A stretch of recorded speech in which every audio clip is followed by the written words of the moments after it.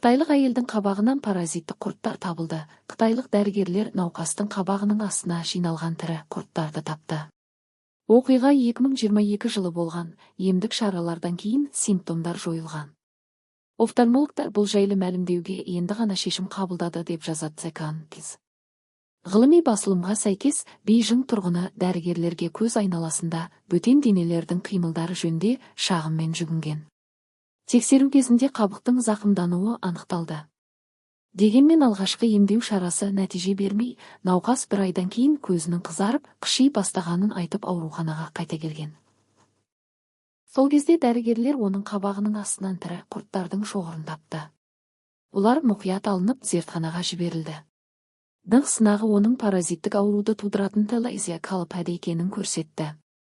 Бұдан кейін әйелге мұқият ем шаралар тағайындалып, ол 2 айдан кейін құлан тазайықты.